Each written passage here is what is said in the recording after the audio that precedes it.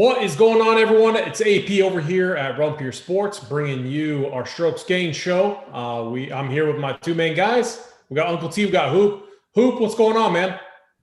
Oh, not too much. We have a different sort of event this week, a little bit unique. We have the team, the two-man team event. Last time this was played, Rom and Palmer took it down, but last year it got scratched due to the COVID stuff. I mean, honestly, for DFS purposes, the variance on this is going to be pretty high. And, there's a wide range of outcomes here in terms of who can win this thing, who makes the cut. Got 80 teams, top 35 in ties make the cut.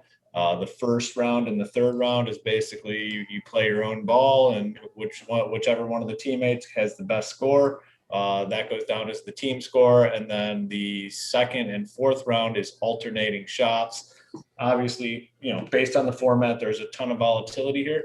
And, to be honest, we're pretty honest with our people. I mean, this is a good week to, definitely scale back the volume in terms of what you play.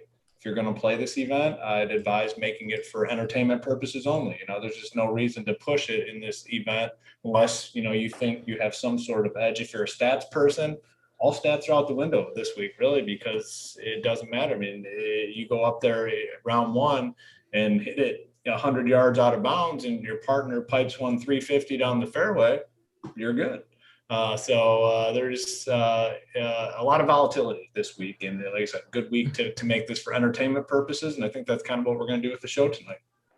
Yeah, I agree. It is definitely a different format. I believe this is the first year that they are doing this for DFS. So, it's like you said it perfectly, Hoop. It's a good week to just get different. Like, be different than what everyone else is talking about. Except us, we're gonna have the nuts for you. So, Uncle T, what's going on, my man?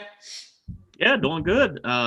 Quick look back at last week. I know Hoop, you can probably jump in. I think you guys did okay. For Uncle T, it wasn't the greatest week for me last week. I actually had Stuart Sink on 2 of my 5 teams.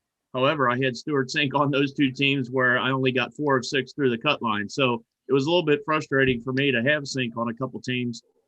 However, I had too much Sergio Garcia and Kevin Kisner, and both of those guys did not play very well. So I needed Morikawa on Sunday to kind of chase down Sink on the team that I had a 6 of 6 through that looked pretty nice. But Morikawa did what Morikawa does, which is not make putts. So so it was a quick kind of close of the computer Sunday once I knew he wasn't making that run. But on to this week, like Hoop said, it's a week where we've definitely, at least for me anyway, I'm scaling way back. With NBA going on, we got the baseball in full force. Just not a week for me anyway, where I'm going to definitely have some shares. I'm going to definitely get in there and grind and find some winners for everybody. But it's definitely a week where we're going to, for me anyway, I'm going to scale back. We got Spencer in chat asking us to check on Holden because he hit 420 too hard. Come on, Holden. Oh, that's so funny. I broke even, like to the dollar, broke even last week, which I'm fine with that. I needed Streel Daddy to get to work on Sunday, and he did not. I think he shot 3 over. If he would have had like a decent round at all, I would have had a lot of squads right up there. But it is what it is. So we're on to the Zurich Classic again. Like Hoop said, different format this week. I think the best way to do this, because we don't really need to go into the course like that much, par 72, 7,400 yards, but it's more about understanding the grouping. So here's what I say, guys. I say we go right into it. Let's dive right into what we do each week, talking through the groups. We're going to start with, honestly, we got to start with the 11K and up range. 10K and up range. I'm looking at the sheet right now, and I see a ton of players priced at 11K, but I forget that you only can play one player on DraftKings. So let's go 10K and up. I'm going to start with you, Uncle T. Talk to me about some of the pairings that you're seeing in this range this week. Yeah, a couple of the big name pairings that'll get, I would think a pretty good amount of ownership are up top, which is Schauffele, Cantlay pairing. And then, like Hoop said earlier, the defending champ pairing, which is the 2 guys behind me here, Ryan Palmer and John Rahm. Those are, I think they're both 6 or 7 to 1 right now to win the golf tournament is obviously the pairing. And I do like Rahm and Palmer again this week. If you go back a couple years, everybody was kind of figuring out how in the heck did this pairing come about, right? Ryan Palmer and John Rahm. You don't really look at, these two as figuring out, hey, growing up or best friends or anything like that. Well, I think Palmer started out, I think it was back in 2018, just sent Rahm a text and kind of just feeling him out to see if he would, hey, you doing anything? You interested in playing in the event? And Ryan Palmer was as shocked as anybody when Rahm answered back and said, sure, I'll play. So that's how the thing kind of got started. And they kind of gel well together because like Hoop said earlier, you could have one guy, taking a 6 on a hole, on the best ball and, another guy get a par and they're fine. Right. So I think it's been a good pairing. I'll probably go back to them again this week. As you go down, the Morikawa-Wolff pairing, I'm not overly interested in. Wolf has had his struggles, like we all know. A couple of the other ones, I'm probably going to play 2 of the pairings up here. So I gave you one, Rahm and Palmer. The other one I want to kind of decide between. I really like the pairing of Cam Smith and Mark Leishman in this format, and I really like Scotty Scheffler and Bubba Watson. So those are the next 2 pairings where I've got to kind of figure out on my own. I only want to play probably 2 of these groupings up here. Because again, it just your salary gets thinned out pretty quick if you try to go more than that. So for me, that's where I'm going to go. The only other team I was thinking about was the Hatton-Willett combination because, again, like Coop said, again, the volatility in this event is just extreme. And we know how hot and cold Terrell Hatton can run. When he's playing well, he can rack up birdie after birdie. And I think Willett is a nice combination. They're a nice combination because Willett's more of a low-key kind of, steady Eddie kind of guy out there. And I think they really complement each other well. They've played a lot of golf together on the Euro Tour. So that's the only other grouping up top that I would have interest in as far as from a DFS standpoint. Yeah, I like that. I will say, Uncle T, I think, and I'll get to this more when I'm breaking down who I like, but I think Cantlay and Schauffele might go a little bit under-owned. Maybe I'm wrong, but Hoop, let me kick it over to you. What do you think about this 10K and up range? Yeah, so the hardest part about this event really is what DraftKings did with the pricing. Like it's hard to make teams. Like if you want to play any of these guys up top, if you want to play a couple of these teams, like you got to go all the way to the bottom. Just to switch it up, let's just say we're going to play 2 of these teams. We'll start to put a team in. Let's say you want to play Rahm and Palmer, and then maybe you like Bubba and Scheffler. So you're going to play those 2. If you played 2 of those teams, you're down to 6,900 left for your last 4 spots. Even if you want to go, let's say you want to go Rahm and, Uncle T said he had some interest in Hatton. So Rahm and Hatton, you're down to 7K. Well, usually we can go down and find some 7K guys that we're interested in. So if you go this pairing, your next best option is going to be the Tom Hoge, Bo Hostler pairing, Doc Redman, Sam Ryder, KH Lee, Kyle Stanley. Like you immediately go down to the shitters and you're going to have to play 4 of those guys. I wish, DraftKings would have taken this opportunity and made the pricing a little softer like they do for majors. This is complete opposite. Like if you're playing these guys up here, you are in trouble. Now, the next problem is you look at these teams at the top and you really think you have to imagine, these guys are in the best shape to win. So you want to get exposure up here. The team that stands out obviously is the most talented would be Schauffele and Cantlay. Maybe there's some hesitation because of how bad Cantlay has been playing. I think this format could potentially help Cantlay. His game has been train wreck, and luckily for us, I know at Run Pure Sports, we've been advising to fade Cantlay, and we really haven't been playing him all that much, so it's worked out pretty well. But like a wonky, different type of format, I think could benefit him. Like put all the past 3 events behind him where he's been terrible. Go out there, you can rely on a partner a little bit as well. So I actually really like this team. I obviously also like the team of Rahm and Palmer. Rahm, one of the best golfers in the world, obviously. Ryan Palmer, his partner here, and they won this event, so they have the chemistry. And this event's definitely about chemistry. When it comes to team sports, I'm a person that really believes in team chemistry, and these guys have won before. And, you get the added bonus of Ryan Palmer playing some solid golf as of late too. When they won 2 years ago, Ryan Palmer's game could not have been in the form that it's in right now. Palmer's in great form here. T17 at the Players, T17 at Valero. Made the cut in the 34th at the Masters when he was 6.5K. So, I mean, these two teams, to me, stand out far and above anyone else. You come down, Morikawa, Wolf. When you start looking at his pairings, you really want to focus on guys that might complement each other's game. If a guy's, weak around the green, good off the tee. Wolf's game is just in shambles. He is just, he hasn't had anything. Man, you look at the game log, it's been a disaster. You watch him, it's been a disaster. So I could not pay 11-3 for this pairing this week. Cam Smith, Mark Leishman, interesting. I think I could get some exposure to him, but it's really, I hate to harp on the same point, but it's really damn hard if you're going to play, Cantlay and Schauffele and Rahm and Palmer. Uncle T said it best. Like, you're only going to be able to play a couple of these teams. I mean, you start running out quick. So, if you play those two teams at the top, which, I kind of like doing, I don't know if I'm going to be able to pay 11-1 for Cam Smith and Leishman. I do kind of think that the pairing of Watson and Scheffler, I think this would be my next pairing that I really like, just because these are guys that can get hot. And it's kind of what you're looking for here, guys that can get hot. Scheffler can rattle off birdies in a hurry. Watson, kind of the same thing. I do like this pairing. The Finau Champ pairing, I think, is an awful pairing.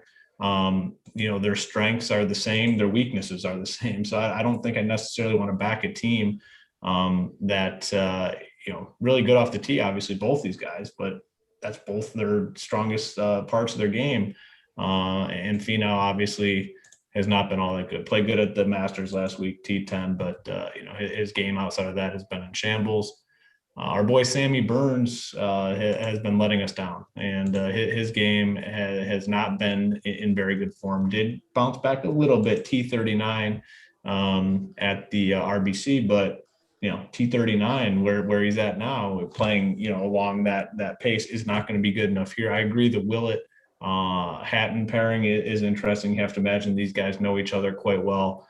But my next favorite up here by far is our boy Chris Kirk and Brendan Todd.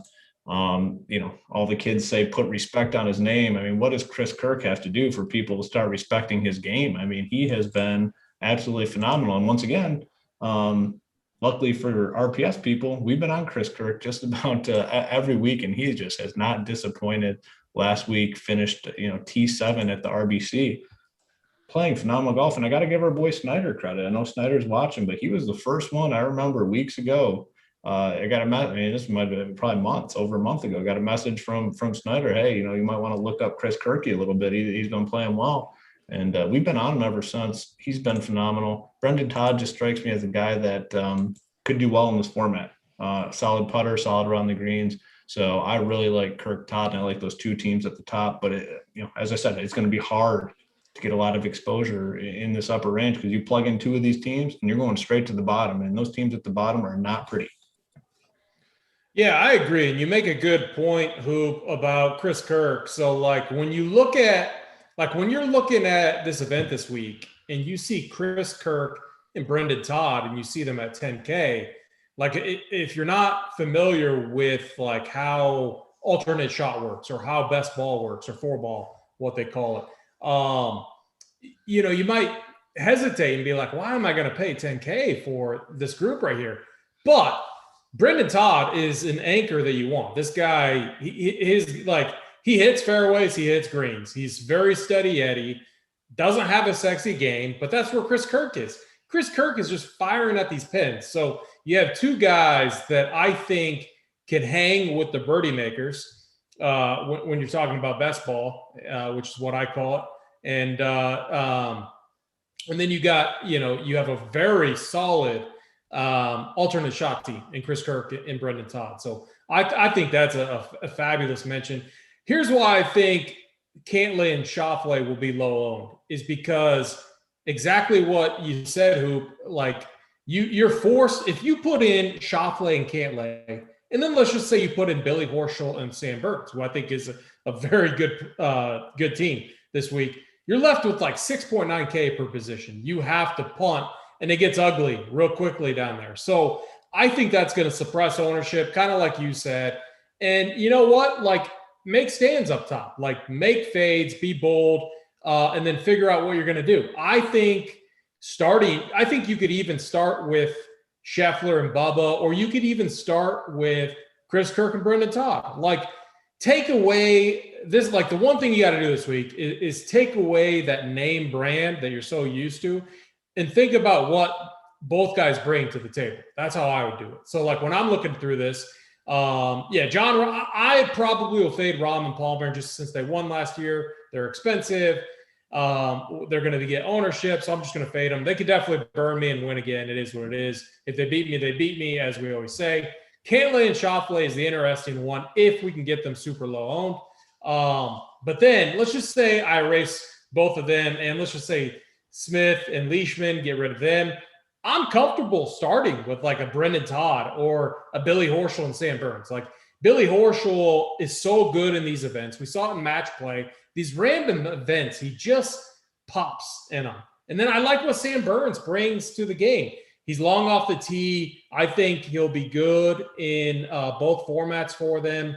So, like, for me in this range, I'm looking at Chris Kirk, Brendan Todd. I'm looking at Billy Horschel and Sam Burns. I think those are like my 1 and 2 in this range. And then it's, you know what? If the other guys beat me, they beat me. I will say Cantlay and Schauffele, they just look like a beast of a group. And I like what Hoop had to say that, look, both guys have kind of been struggling. It would not surprise me if they get off to like a fast start and they feed off of each other. So I think they're an interesting tournament play. But for me, I'm going to say Chris Kirk, that group, and then I'm going to say Billy Horschel and Sam Burns. Uncle T, can you give us your 1 and 2, 10K and up? Yeah, and I want to like kind of jump back in because I know you guys made a lot of good points after I gave you my first thought. There is when I mentioned a couple teams up here, I didn't actually mean to reflect that we could play them in the same lineup. As Hoop was going on, I'm like, I guess I should have probably rephrased that a little bit. You're not going to really be able to play unless, like you said, you want to go all the way down there, which I'm not going to do. So just full transparency, I won't have 2 of these groups in the same lineup, I don't think, unless we can really find some of those guys down there. But that being said, and again, this is why I really like this show. Maybe now, even though we're only 15 minutes in, I actually like it because I haven't really been on the same thought that either one of you are. You know what I mean? As far as like, I'm not on the Todd and Kirk group because while I get it, it just doesn't feel like you still got to try to figure out the combination that's going to win the golf tournament, right? So while they may finish up there to start your team with them, I just don't think there's enough, maybe if you want to call it win equity, right, with them. So for me up top, I'm going with Rahm and Palmer. And my second grouping, again, while it being chalky a little bit, will be Scheffler and Watson. But I get what you guys are saying. And that's why I think this week could be fun because you could come at it from a couple different angles and thought processes. And as we get down here, you're going to see a lot of different builds. So, but for me, I'll go with the Palmer, Rahm up top, and then my second team would be Scheffler and Watson. I like that. Hoop, you're 1 and 2? Yeah, I'm going to go Kirky and Todd. And then I'm going to go to the top, Schauffele and Cantlay. I think, this, like I said, this format could potentially get Cantlay back on track.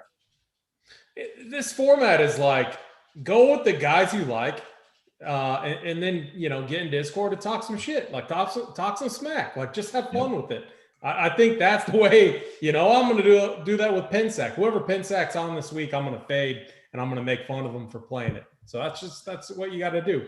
Let's go down to the, what do we have enough in the 9K range? It's different this week. Let's start with the 9K range. And there's enough. Okay, I'll kick it over to you, Uncle T. Talk to me about this range. Yeah, up top in the 9K range, right at the top, Max Homa and Taylor Gooch are a team I'm really eyeing for sure. Homa's been playing good all year on his own, and Taylor Gooch is quietly one of the best iron players in the world. I mean, is he the best? No, he's not.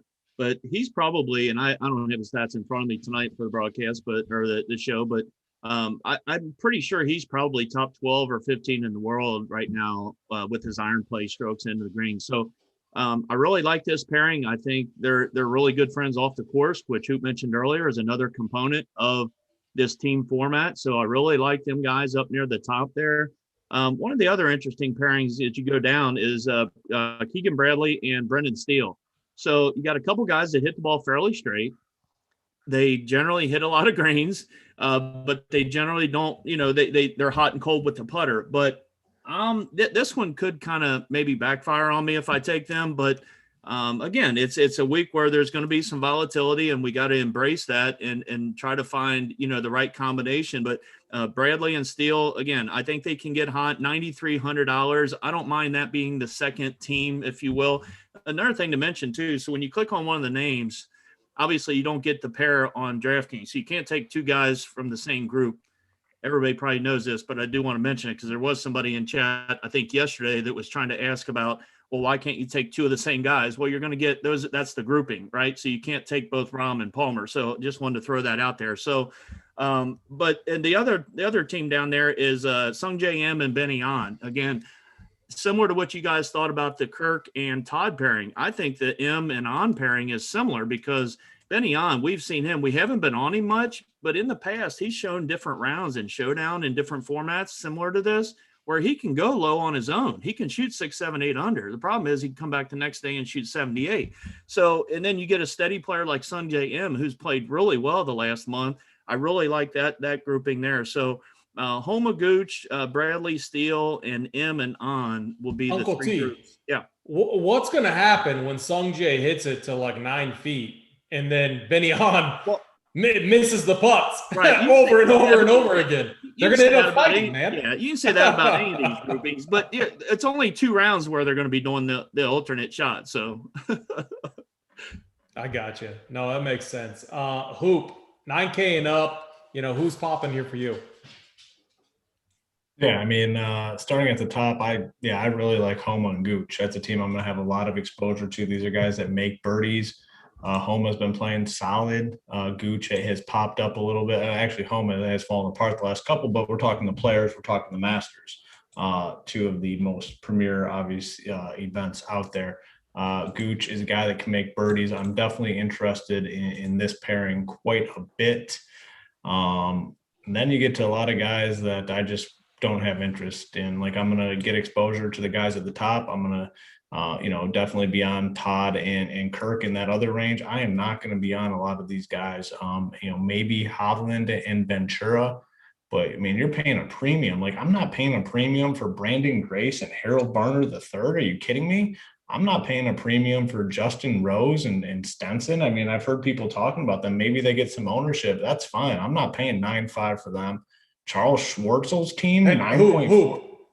Real quick, I'm not meaning to cut you off, but Justin Rose and Stinson, I've heard the same thing. People talking about them. They're thinking back to what, like the Ryder Cup, like 10 years ago or something, when they were good. Like, oh man, I'm all for getting on guys when they get hot. Okay, I get both these guys. Rose did well at the Masters. Stinson, made the cut. People didn't think he was going to make a cut. He made the cut. Rose played one good round at the Masters. Okay, and lights out with the putting. I'm sorry, I'm not paying the 9.5 for Rose and Stinson. That's probably like my least favorite team in this entire event. Charles Schwartzel, Oosthuizen, definitely not. The one team I do like a little bit, Keegan Bradley and Brendan Steele. I could see these guys. I could see Keegan. Keegan's a guy that can get hot. He can get blazing hot. He makes some donkey ass shots, and in the 2 rounds where it's best ball, you can get by with that. So I'm good with Bradley and Steele. Peters is a guy that whenever he comes over here, he tends to freaking suck. Plays a lot on the Euro Tour. When he plays over here, just cannot get it done. Sungjae and Benny On just seem like just a tilt fest. Like, if you play those guys, you will be tilting your face off all week long. Don't want to go there. Lanto and Joel Damon for 9K. Like, there's guys much lower that I'd be fine playing. So, just to recap this range, favorite by far, Homa and Gooch. I really like that team. Second favorite is Bradley and Steele. I definitely have interest in that pairing. Hey, I like this. I feel very good about this range because I have Max Homa and Taylor Gooch. So do the odds makers as the clear best in this range. The makers have them 28-1 to win this event. As Uncle T said, they are good buddies. And that's just like good, good mojo right there. You got to like that. And you got to love what they bring to the table, especially with Max Homa's form that he has going on right now. Victor Hovland, Christopher Ventura, same thing. They were, teammates at Oklahoma State and buddies for, quite some time. Pretty interesting, but I prefer Homa and Gooch. The only other group that I really liked was Steele and Keegan Bradley. They were definitely my clear number two. And it's exactly what you said. I will add, I agree with everything Hoop said. The other thing I'll add is you got to figure that there's some side action going on in these groups. With this format, it's just different. And Keegan Bradley's a guy that loves to gamble, loves to put money on his game. So, I love this Steele and Keegan Bradley pairing, 9,300. I would feel very good starting my lineups with Chris Kirk, that group, and then a Brendan Steele, or even a Billy Horschel and a Brendan Steele, Keegan Bradley, or even Max Homa, Taylor Gooch, and Brendan Steele, Keegan Bradley. I think that's a good way to start as well. So I agree with you with you there. I'm Uncle T. I get it. So first off, the first team on the fade list was actually Matt Wolf and Colin Morikawa. The second team was Henrik Stenson and Justin Rose. I just think that they're people are going to play them because they're going to think of the Ryder Cup when those guys were, good or whatever. And I'm not buying it. I didn't mention them. No, Binion and Sung Jae was the other group. I'll definitely have shares of them. Yeah, I'm fading them. On that. I get it, Uncle T. I definitely get the play. I'm fading them because of Binion's putter and Sung Jae Im. His iron game hasn't been as good. It's been his putter that's been saving him. So when I think of that group, I'll either be hit or miss on them. Maybe we get the Binion irons and the hot Sung Jae Im putter. Or it's flip-flopped, and neither of them are hot, and they just suck. That's what I'm betting on this week. But, I get it. I definitely get the play for me, or for sure. But for me, my 1 and 2 is Max Homa, Taylor Gooch, Brendan Steele, Keegan Bradley. Uncle T, what was yours, 1 and 2? Yeah, I mentioned both of them as well. So it sounds like we're going to be a clean sweep. Homa and Gooch for sure. Yeah, Homa and Gooch for sure, and then Bradley and Steele, like I mentioned. Those are by far the top two. And then again, the Sung Jae Im and on, that's just if I fall on the build and needed the, $100, $200, you know what I mean, on a certain build, I'll go to them. But if not, it'll be those other two groupings. Yeah, I like it. Hoop, same thing? Yeah, same page. It's Homa Gooch, it's Keegan and Steele. All right, I'm going to keep with you. Our workbench play could come out of there if all three of us are on it. It very well could be. What would your lean? The lean would be Homa and Gooch, right? It would have to be Homa and Gooch. Number one is Homa. Yeah, Homa and Gooch for me, for sure. Number one out of that grouping, though, out of that pairing. I like it. That's very, very strong consideration. All right, Hoop, I'm going to keep it with you. Let's talk about this 8K range. Actually, just for some reason, the salaries disappeared on me. Maybe go to Uncle T first. Let's go to Uncle T then. Yeah, I can start. This is actually a pretty good range for me, actually. At $8,700, the Kisner Scott Brown. This one's going to be one where it's not going to be for the faint of heart. It's going to be one where I'm really relying on the course history as far as them playing together. This is the fourth year in a row, I believe, that these guys have played together. So clearly they enjoy the format. They enjoy, you know what I mean, the partnership, if you will, in this format. So a lot of people may look and say, Kisner's not playing that great, and Scott Brown, he hasn't been on the scene in quite a while. But, when you look back, they finished 5th, 15th, and 2nd. So, again, we got to start finding some reasons to take a few of these groupings as we go further, and even more so down underneath the 7K range or 8K range. So for me, I really like the Kisner and Scott Brown pairing. And then as you go down a little bit further, my favorite pairing, and probably one of my favorite on the board, is Jason Kokrak and Pat Perez. Now, you guys may or may not like that, or may laugh at it, but I just think Kokrak, you talk about a good kind of again, a good mix of what you need. Kokrak's been in great form. Perez is one of those guys that is a balls to the wall kind of guy that kind of goes for the shots. So I think in this format, again, we've already talked about it a few times. Each one of us on our picks is it's different. It's random. If one guy kind of goes off the rails on a hole, it really doesn't matter. And I think Pat Perez will be able to fire at a lot of these flags, knowing that Kokrak is more of the steady guy in the group. So I really like Kokrak and Perez at $8,300. The other group that I'm interested in is down there at $8,100 with Doug Gim and Justin Sue, or Suh, however you pronounce it. Doug Gim, I've been on a lot the last couple of weeks. I think AP, you were on him maybe a week ago or so with me. He's been playing some good golf the last 2-3 weeks and really good with his irons. His is usually about the putter as well. So you got to watch that. And Justin Sue is still a very talented guy. He was in that class that, he's just getting overlooked because all the other good guys in that class that came out. But Justin Sue is a very, very good ball striker. So for me, Kisner and Brown, I've kind of tried to take a stand on 2 or 3 groupings out of each range and then try to build from there and kind of see how my builds take me. But Kisner, Brown, Kokrak, Perez, and Gim and Sue for me in this group. I like you calling him Sue, Uncle T. It's Suh, but being a Nebraska boy, Okay. Sue, I'll always go with Sue. So we can call it Sue. Yeah, for sure. I like that. And the Jason Kokrak, Pat Perez, that's a very tasty pairing. I think I have the best, this was my other workbench consideration that I don't think many people are going to play. Maybe I'm wrong, but I'll save it. Let me kick it over to Hoop here first. Talk to me about the 8K range. Yeah, I mean, the one name that does stand out to me is Jason Kokrak in this range. And to me, you look at all the golfers here, he's the best golfer in this range. And like Uncle T said, he's in good form. I mean, he didn't perform great at the Masters, but made the cut. 49th. I mean, played like shit on Sunday. To me, this team is mispriced. I mean, yeah, Pat Perez isn't great, but man, Pat Perez can make birdies. Like we've seen Pat Perez streak. Like he'll go out there and get 3-4 in a row for you.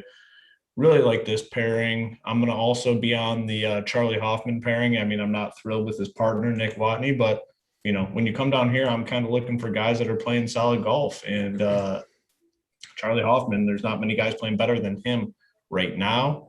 And then my third favorite is that Gim Suh. The Gim Suh. Is that how you say it? Suh? Yeah. Yep. That's I like that team too. Suh is a promising prospect.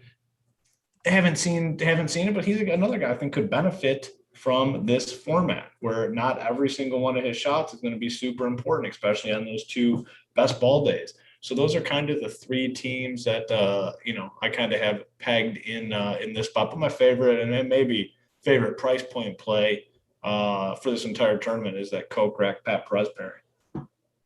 Yeah, I like that. So I'm gonna start with my favorite. I think I might and I'm not going heavy this week, guys. I'm definitely dialing back, but I might go all in on this group.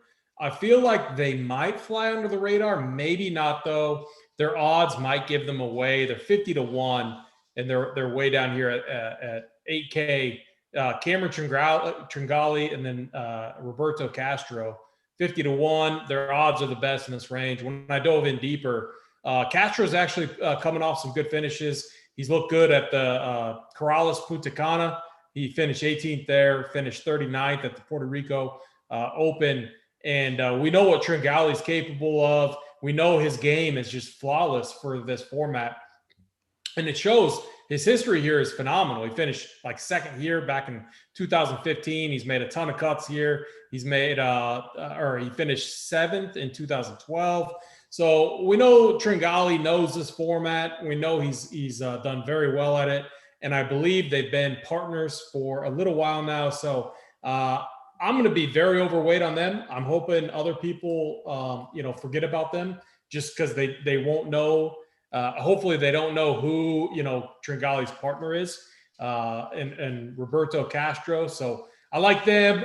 Doug Gim, Justin Suh, ton of interest in them. But my second, so my first is Cameron Tringali. My second is Jason Kokrak and Pat Perez. 40-1 odds to win. That's better than Brendan Steele and Keegan Bradley, and they're almost 1,000 cheaper. So I have a ton of interest in them. I want to get overweight on these guys that I feel good about, that Vegas feels good about, because I think ownership's going to be spread out. I think people are not really going to know what to do. So I want to just get it in the best. Like, I want to have fun with this week, but I also want to win money. And Vegas knows better than all of us, like literally all of us. So if we see some of these guys that are mispriced, like Kokrak, Perez, Tringali, Castro, I say we hammer them. Like they're the odds are in their favor for a reason. So those are my favorite two. And then Charlie Hoffman, Nick Watney would be a very close third. I believe they've been partners for a while, and I don't think they've missed a cut here. So, and I think Uncle T, is it the top 35 get in? Is that right? Did we lose Uncle T? No, I was on mute like a donkey. No, I think it is top 35 or top 33, however they do it. Okay. I've read actually both things, so I'm not really sure, to be honest. Yeah. So like my flag play in this range is Tringali and Castro. Uncle T, what was your 1 and 2? Yeah, before I get to those, you bring up good points about Tringali and Castro. I actually like that. That's why you said I like kind of doing these things after you talk through them a little bit. We've been on Tringali, all three of us, quite a bit recently. Yeah. And you're right. Looking back while you were talking to Castro, you bring up some really good points. So I might have to have some shares of that team as well. I really like that. But for me, by far, number one in this group is Kokrak and Perez. And number 2 is close. I'll probably go with number 2 with Gim and Suh. I like that. Who? Kokrak and Perez, and then I'm going to go to Hoffman and Watney. I want to be on Hoffman this week. Yeah, I think those are really good plays for sure. If you haven't yet, hit the like button, hit the subscribe button. I forgot to mention that at the start. It helps us to keep this show free and to bring it to all of you. And also, we have a promo going on right now. RPS Heater 25. You get 25% off your first payment with Rumpier Sports. And you can sign up for the Elite. You can sign up for the bets option as well. You can get all of it. You get 25% off your first payment over here with Rumpier Sports. And if you're, if you aren't playing these other sports, you should be. NBA, it's winding down, but we're still crushing. MLB has started off on absolute fire. There's just a lot going on over here at Rumpier Sports. So go ahead and use that promo code RPS Heater 25. Let's go down to the 7K range. I'm going to kick it back to you, Hoop. Talk to me about this range. Yeah, so I mean, it starts dropping off rather quickly in terms of the teams that you want to be on. You get to some pretty uncomfortable plays quickly. I don't want to be down here all that often, but you're going to have to if you want to play some of these top teams. So a couple teams that stand out. The first one, Mcnealy Bramlett, 7.9K. Bramlett's another kind of up and coming guy. Haven't really seen his potential yet. Mcnealy is a guy that can get hot, and we saw it last week. He finished T4th. I think he has the chance to kind of carry the momentum into this event. Come down a little bit. My favorite, I think, in this group, probably, or in this range, not going to be a surprise to many, but our boy Chase Seifert and Matthew Neesmith, 7.5K. I actually really like this pairing. Neesmith is, a solid guy, and then everyone, if you watch the show every week or read our content, how much we like our boy Chase Seifert. And, he didn't disappoint last week. He was really cheap, made the cut. T42, not the greatest, but this is a nice stretch of make cuts for him. He's just playing some good golf. 7.5K. I do really like this team. Oh, it pains me to not my boy Nick Taylor. It was a good run with Nick Taylor, but I officially have to get off my boy Nick Taylor, and it hurts. He was playing decent to start the year, but man, his game has not been great lately, so can't go there. Another guy, one of my other boys that I kind of have to get off of here a little bit, and it hurts. it does hurt, but man, Werenski, it has not been a good ride for Werenski, and thank God I started to scale back my Werenski exposure because he has not been playing some good golf. So this range, I'm going to definitely be looking at Neesmith and Seifert as one of my favorites, and then at the top, Mcnealy and Bramlett. Maybe a little bit of Hogue and Hostler at 7K. Is it Hogue or Hoagie? I always forget. I call him Hogue. You know Uncle T? Uncle T. I don't. Yeah, I mispronounced Justin Suss. So. I'm notorious for just like mispronouncing names, so that's what everyone makes fun of me for. Slight interest in Hogue and Hostler, but my favorite by far is that Seifert and Neesmith pairing. Yeah.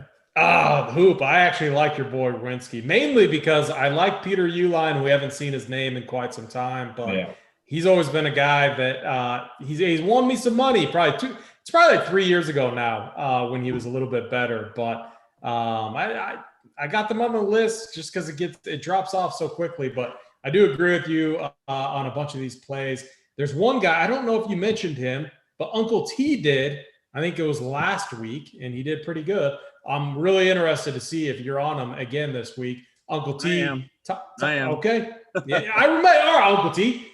I listen to you. You're always like, oh, hey, no one listens to me. No one listens to me or, says what I'm doing. And Brant Snedeker, right? You were on our boy Free Money Freddie Galvis tonight, too, who hit a bomb for us. I know. 2% owned. Yeah. But no, on this grouping or this section, if you will, Hoop brought up some good teams. I was on, similar thoughts on some of them. Starting from the top, not as much on the Bramlett McNealy pairing. The Knox Stewart pairing earlier in the day, I really kind of earmarked and wanted to dig in and do some more research. And the more research I did, it's pointing me towards not playing them. On the surface, it looked like they were good plays. They've played well in this event in the past, but both of them just coming in awful form. And I can handle one guy out of the pairing, maybe not coming in the best of form because, again, it's a random format that they don't play much, and you can always have the other guy kind of carry the team and kind of, the other guy kind of get hot. So for me, I need one of the two guys, and they're not it. One of the best value plays on the board is the Neesmith-Seifert pairing for the same reasons Hoop mentioned. We've been on Seifert quite a bit. He did finish, like he said, T44 last week, but before 42, 44, 18th, 3rd, 15th. I'll take that for where we're at in this range. And, Neesmith, we've played him a lot, or at least I have, in Showdown the last couple of weeks, and he's really treated me well in the Showdown. So he's a guy that can get hot and make birdies, in bunches. But, yeah, the Brant Snedeker, Keith Mitchell pairing is one of my favorites down in this range for sure. You've got Steady Eddie guy with Snedeker. He isn't real long off the tee. Mitchell is long off the tee, as half my stuff just fell over here. Hang on just a second. But Mitchell's a bomber, and Snedeker is more of a short game player. Snedeker can get hot on the greens, and I really do like this pairing. Again, $7,400. I'm definitely going to go back there. The only other team I'm interested in, it was disappointing to see Hoop was off of them, but I'm hopping right back on Nick Taylor and Martin Laird because while they haven't been in the greatest form, again, I got to hang my hat on something with some of these guys down here. You got to go by course history. You got to go by current form, one or the other for the most part. And they've played well in this event the last couple of years. So for no other reason than they like the format, they like the course, and I'm going to have some shares of Nick Taylor and Martin Laird. No one else underneath there. The only other one I could make a case for would be the Hoagie Hostler pairing because Hoagie's been playing some pretty good golf. So I might have some shares of that team if my build leads me there. Yeah. So is it Hoagie or is it Hogue? Uncle T? I don't know. We need Schneider. Schneider in chat? We'll figure it out. I don't know if you listen to the Masters show, but Snyder mispronounced McElroy and Brooks Koepka. So I don't think we're going to Snyder. I don't think we're going to Snyder for pronunciation. McElroy. Go Pika. Oh man. So okay. First things first. One thing we already talked about was have fun with this week, but then also we want to make money. Okay. And we're trying to find guys who are or groups that are mispriced. Chase Seifert, Matthew Neesmith, they could be 8,700, and I would have them as like one of my favorite plays. I can't believe they're 7,500. I think it's a misprice, a complete misprice. And look, like, we're not about stats this week, but Chase Seifert ranks 32nd in this whole entire field in total strokes gained. Matthew Neesmith, 45th. And I'm talking like recent, this is like their last 24 rounds.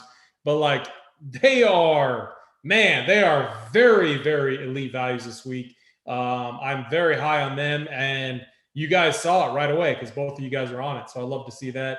Brant Snedeker, that's just a group that has a lot of upside and a lot of downside.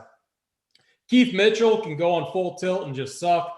And Brant Snedeker is like hit or miss, but we know what he can do. I mean, he's a guy that shot a 59 before. Maybe it was even like a 58. I forget. I remember that event that he had. It was just awesome. But I have a little bit of interest in them. I love Chase Seifert and Neesmith. And I think our boy Snyder was on Neesmith last week. I think he did pretty good. And so like he's bringing in, both of them are bringing in excellent form like that. Like if you do anything this week, it is get on Seifert and Neesmith, get on Kokrak and Perez, and then it was what was our other one? Max Homa and Gooch. Like that is such a good core right there. I love it. But I'm very high on Chase Seifert, Neesmith, and then Wawrinski and Peter Uihlein. I'll have a little bit of. I think, I hate seeing the hoops not on him, and I get it because Wawrinski's form is just, it hasn't been as good, but I do have some interest in Peter Uihlein, and I know he has upside. His form is kind of to be determined. There's a lot of unknowns coming into this event, but I'll have a little bit of him. But the guys I definitely feel the best are Chase Seifert and Neesmith. And then it's like, it gets tough, like very quickly. And I'm going to lean on the odds makers. I guess you could make an argument for Straka and Josh Teeter. I don't know. Was that a group that you guys are on? No, I didn't have any interest. Okay. No, not really. I just, they're 90-1, which is pretty decent in this range. So they kind of caught my eye, but you know what? Like I might go heavy on Seifert and Neesmith and just trust the read, trust the form, and trust these are two guys that are playing well, up and coming, and and we might rock with it. So I'm gonna say Seifert and Neesmith, and I think that's a unanimous number one in this range, right? Yes. Uncle T, did you have a two? Two would be Snedeker and Mitchell, but I'm with you though. I may just lock in Neesmith and Seifert and just take my chances because by far, again, not only in this range, but like I said, we'd pay probably $600-800 more for this team. So I could just take a chance and go all in on this group in this range. Yeah, I agree. Hoop, did you have a two? I mean, definitely that one for sure. And then McNealy and Bramlett, I'll have some exposure to, but Neesmith and Seifert by far. That's the other thing to think about this week. If you are multi-entering, ownership's going to be diluted. It's going to be spread out. People are going to want to dabble. One way to create an edge is just like put lock in Seifert and Neesmith, lock in, a couple groups that you really like, and then try to mix and match. If you're trying to get some sort of edge, that might be the way to go. Let's go down to the 6K range, and it's I got a few plays that I like. The crowd might not like one of them, but it is what it is. But it gets gross down here pretty quickly. But Uncle T, I'm going to go to you first. Talk to me about this range. Yeah, I had a few groups earmarked in this range for sure. Again, because we're going to definitely have to dip down in this range unless we literally go all in that 7 and 8K range, probably as far as making our builds. But Scott Piercy and Akshay Batea, another pronunciation I'm not sure of. Again, I really kind of like this pairing. Piercy really likes this type of format and has played well in this event before. Batea is one of them guys that is not very consistent yet on tour, but he's a very talented golfer that, again, you pair up a young guy with, you know what I mean, a veteran out there that likes the format. It's kind of an odd pairing, to be honest with you. If you really looked at it, you got a veteran that's been out there for a while and a kid that's really young. So for that reason, I think they could mesh really well together, to be honest with you. So I like that pairing. And then as you go down, Bryce Garnett and Scott Stallings, I like that grouping a lot. Both of them have played in this event quite a bit. Both of them are coming in decent form. Garnett's been in really good form. So I like that group. And then another group I have my eye on, and then Seamus Power and David Hearn were a group. And then I think Seamus Power withdrew because of COVID. So I'm not sure who went in his place, but David Hearn is one of the best putters out there. And Seamus Power has been in pretty good form. So he's out with COVID. So I'm going to take a pass on that grouping. Wait, Seamus Power, is he out? Yeah, he's out. I'm not really sure. Okay. I'm not sure who took his place. You guys might be able to take a look at it as I finish up. But I really had some interest if that pairing was there, because again, it was a nice blend of Powers got, he was a pretty good player, been in pretty good form. And then again, Hearn is a really good putter. So I really like that combination down here, but it doesn't look like we're going to have it now. Troy Merritt and Robert Streb, I kind of like that grouping down there at 6,700. Both have showed in the past of popping up in certain tournaments. And again, they played well here in the past. They played together the last time they played. And then a couple years prior to that, they finished T22 and T24. So they've got some history playing together. So I really like that. Other than that, you go down, maybe some Johnny Vegas and Andres Romero. Again, these aren't for the faint of heart, these picks down here. You got to, if you're dipping too far down here, you got to really, kind of close your eyes a little bit. But the Johnny Vegas and Andres Romero, I kind of like that play a little bit as well. Yeah, it does get gross pretty quickly. And I like the Akshay Scott Piercy mention. I think that's one that's very interesting. You got two. That's sneaky good in my opinion. Maybe not so sneaky. I got to look at the Vegas odds there. But Hoop, talk to me about the 6K range. Yeah, I mean, honestly, kind of a lot of the same guys that Uncle T just mentioned, same teams like that Batea and Piercy team. I think is very interesting. Batea is a guy that's Batea, or however you pronounce it, very capable of getting hot. And, he's, when he does play, it always seems like it's a couple really bad shots that kind of end them in this format. You could potentially get away with that. So I like that one. Garnett, Stallings, they've had success here. I like that pairing. Who's the Troy Merritt, Robert Streb call, I think is good. I mean, these are guys that just steady golfers. They tend to play every week for the most part. So I like that combination a little bit. What was this? Kevin Tway and Kelly Craft, I think, is an interesting team. Kevin Tway, hasn't been playing the best golf over the course of the last year and a half, but he's a guy that can still get hot. So kind of like him a little bit. Johnny Vegas, he's a name that pops off as just being a lot better than these guys down here. I don't care who is his partner. Romero, I don't know anything about Romero. That's fine. I'm going to definitely play these guys at 6.4K.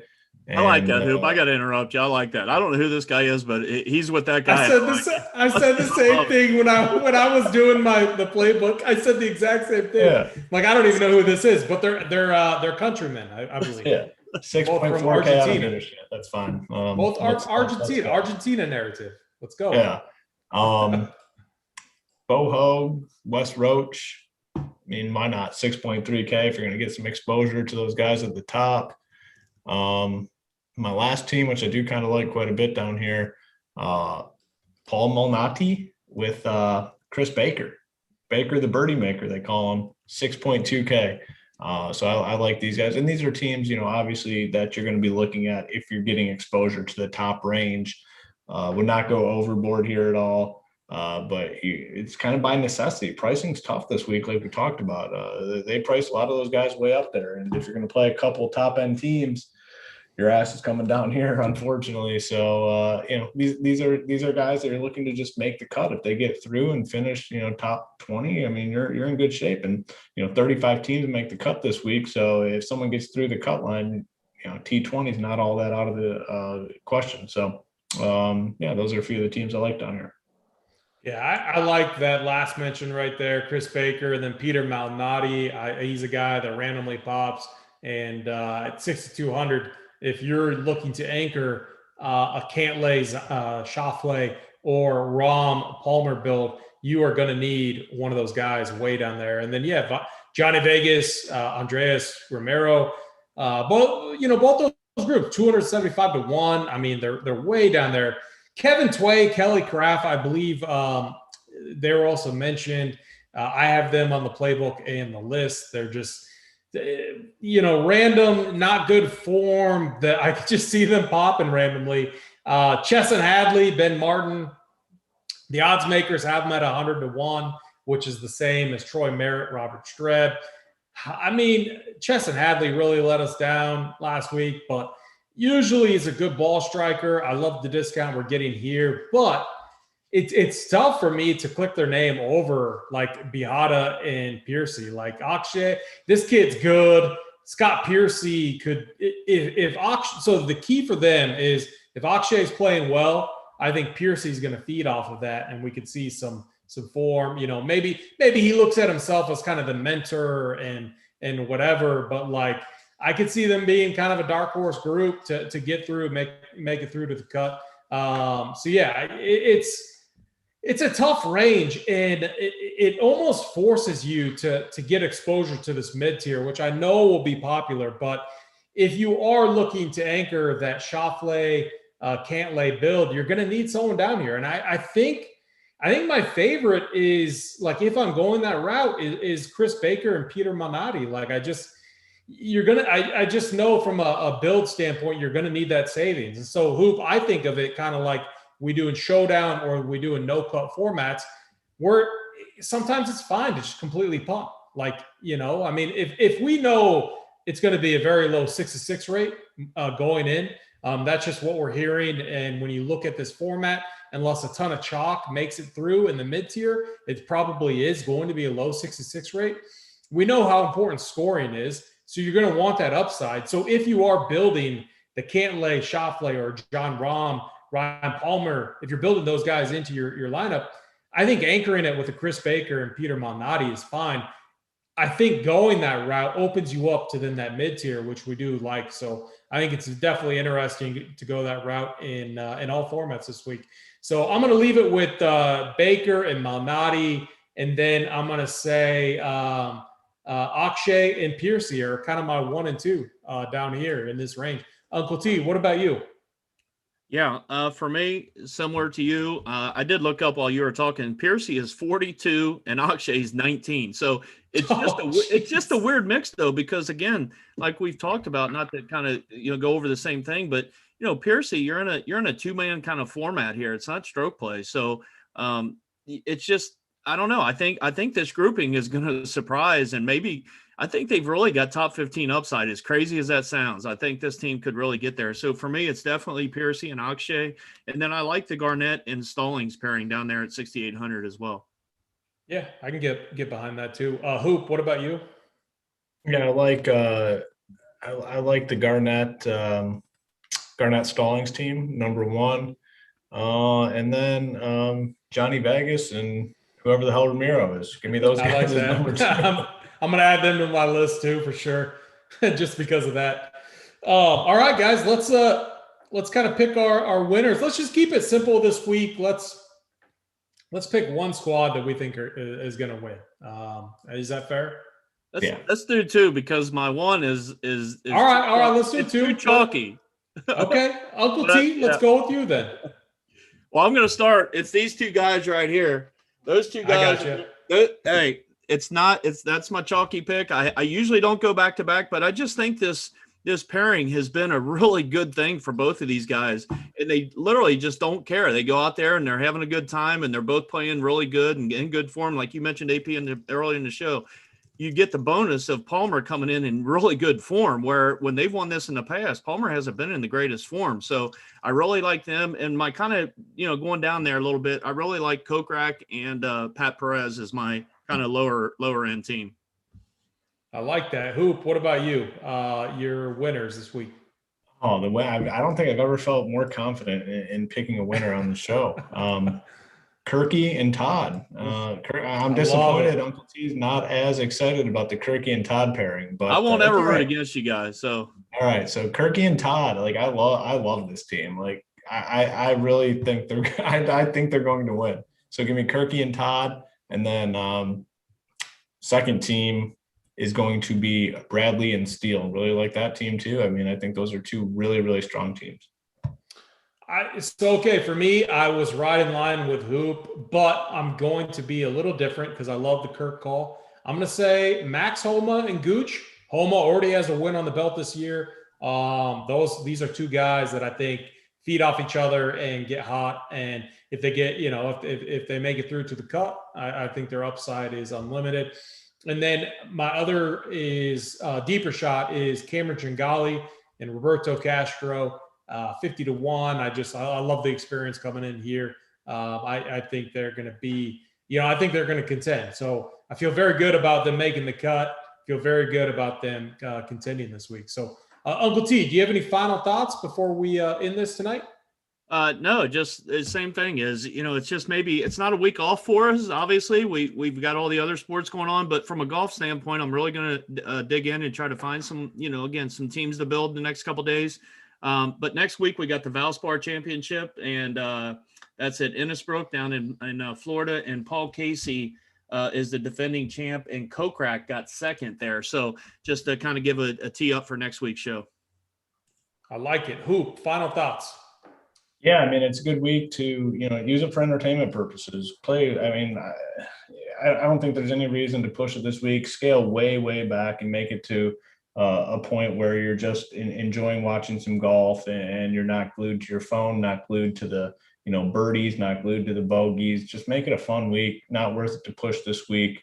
We'll get back at it. What's the event next week? Uncle T off the top of your head? Yeah, I just mentioned it. The Valspar. It's down in Florida. Yeah. So we'll come back next week and go full throttle at the Valspar this week. Just chill out and family time. Yeah, filter in some workbench time. I like family, that too. Family and workbench. It goes hand in hand, right? I mean, if you're a married guy, the family workbench time, it's right. like a combo pack. That it is. And and if you're a member over here at Run Pure Sports, the playbook, I'm looking at it right now. We will have that up tonight. We will have our core plays up tomorrow. We will have our tiers up tomorrow. The cash sheet will be up tomorrow, right, Hoop? Yes, sir. And and if you're not a member, you should be. And if you want to come check us out, use the code RPS Heater 25 for 25% off your first price or your first payment. With that, I'm AP. AP, what were your winners? Did you give your winners? Did I miss them? Yeah, I said Cameron Tringali, and I said Max Homa and Taylor Gooch. Okay, I was looking up the night. Okay, I want to make sure you got your winners in. I like the Tringali call. Yeah, I'm going to go, and I want to do the multi-entry route, but I'm like, I don't want to go 150. I might go like 50 builds, but if I go 50, I might lock in. I might literally go 100% like 3 teams and just try to then mix and match. So like I would have 50 builds, but I would literally lock in like Tringali. I would lock in maybe Homa or the Kirk route and just, try to get 3 guys right and then mix and match all the other ones. Is kind of what I'm thinking this week, but we'll see.